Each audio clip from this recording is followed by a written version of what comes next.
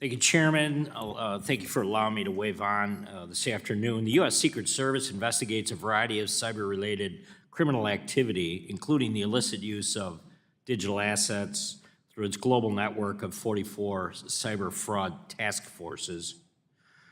Significant aspects of this illicit activity involve unlicensed money, transmitting businesses, the illicit structuring of transactions, and other criminal activity against organizations that are not federally insured financial institutions, but are financial institutions as defined under the Bank Secrecy Act. To address the problem, I was pleased to work with my colleagues on FS to advance Combating Money Laundering in Cybercrime Act out of both Financial Services and Judiciary, of which I'm also a member.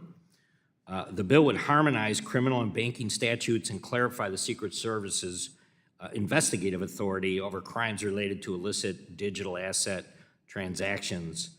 Mr. Noyes, could you briefly touch on the important role of the Secret Service in fighting illicit transactions? Thank you, Congressman, and thank you for your leadership in the work of this committee earlier this year, advancing that bill on a unanimous bipartisan basis. The Secret Service's founding purpose is to investigate transnational fraud. At the time we were founded, that was counterfeit currency. As the financial system has evolved, our investigative responsibilities have largely kept pace with that. We face a challenge now where our investigative responsibility is focused on federally insured financial institutions, as you know, but we are seeing substantial illicit activity occurring outside of those in other financial institutions as defined under the Bank Secrecy Act. And so keeping us at pace to be able to investigate that activity and then also implementing the legislative proposals from the Department of Justice around our ability to recover digital assets is foundational to us being able to address this problem and keep Americans safe from crime. Very good, thank you. I was also pleased to co-lead the Empowering Law Enforcement to Combat Financial Fraud Act, which was recently introduced. Mr. Nunn from Iowa and I introduced that. This bill would allow several law enforcement grant program the funding to be used towards blockchain tracing technology and also to fight just in general financial crimes. Criminals, as you know, are increasingly using digital assets and other blockchain-based technology to scam Americans.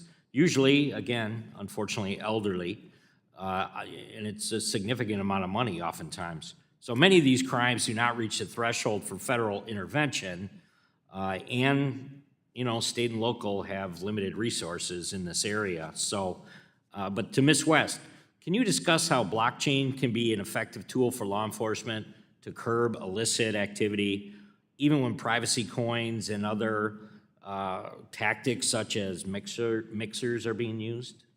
Absolutely. What we're finding is that increasingly the crime that is being brought to state and locals involves some piece of cryptocurrency in it. And what we know is that frequently local law enforcement is not prepared to meet that challenge. They don't have the tools, training, or bandwidth to do that. And that's why we created the Crypto Coalition. The Crypto Coalition is a group of more than 2,000 local and state, and actually a good significant chunk of Secret Service who constantly jumps in to help. And in that listserv, we are able to share best practices and be able to teach each other how we can use the blockchain as an investigative tool. The bill that you are behind is a fantastic opportunity because it recognizes the fact that that's how bad guys move money. We all need to understand that we have a terrific tool at our disposal, the blockchain, that shows us where that money goes.